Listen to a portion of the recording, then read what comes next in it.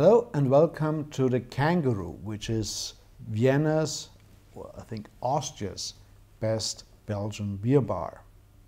They have a lot of interesting Belgian beers, but the one beer we're talking about today is from Affligem. It's a brewery that has changed hands many times because they date back to the 11th century. So you can imagine that they have changed hands a lot of time. It's not an abbey brewery anymore, although the name of Affligem comes from the abbey. Freddy, could I have an Affligem blonde, please? Oh, thank you. Well, the way he serves it, it comes with 2 glasses, and there's a reason to that. Affligem, like many Belgian beers, can be decanted. That means that you have a bright beer when you pour it, and then you have what they call the depot at the bottom of the bottle, and you put this into a different glass. We'll try that, and I hope I can do it. So you have this very fresh beer. I should do it against the light of the candle, so I really get it. You have to be very careful in decanting. It's like with wine. So you pour it, and you get a perfectly bright beer till about, let's say, 90% of the pour, maybe 88, maybe 92. And now it starts to get hazy. So this is where you stop. You put it back.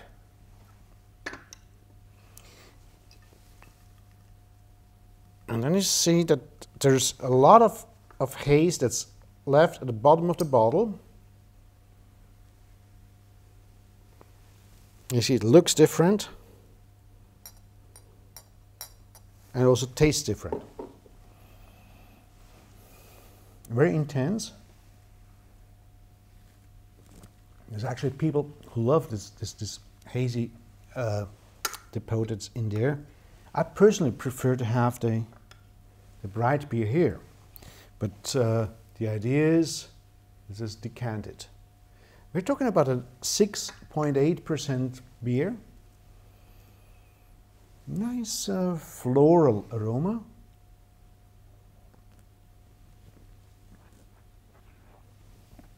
Refreshing carbonation. Just a nice body and some bitterness in the finish. The idea is, beers like this develop in the bottle. As long as the beer is fresh, there's not so much difference between these two, because that's the fresh beer. And here we got maybe some of the yeast, some of the proteins that are left in the bottle.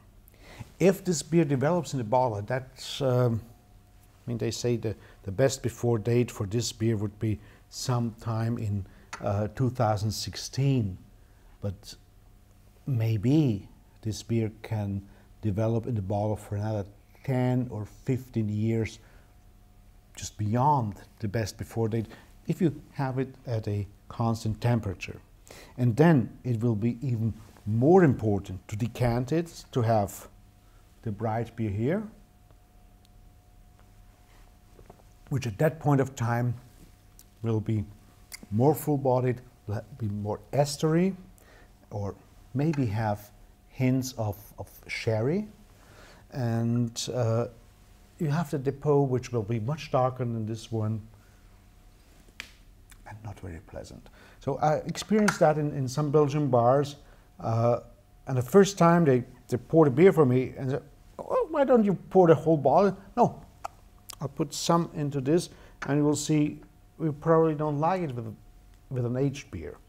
So take the core of the beer, take that what you really love about the beer, enjoy it fresh or enjoy it aged, but respect what's happening in that beer, because it's a live product. And it's really good to sample this Belgian cheese, or maybe Netherlands cheese, like a Gouda. If you have the beer, it's a fresh beer. You'd love it with a fresh, young Gouda. If you have it as an aged beer, take an Oude Gouda, an old Gouda, and see the difference. Enjoy it. There's so much to learn about beer. If you want to learn about beer, join me next week for another Conrad Seidel's Beer of the Week. Cheers.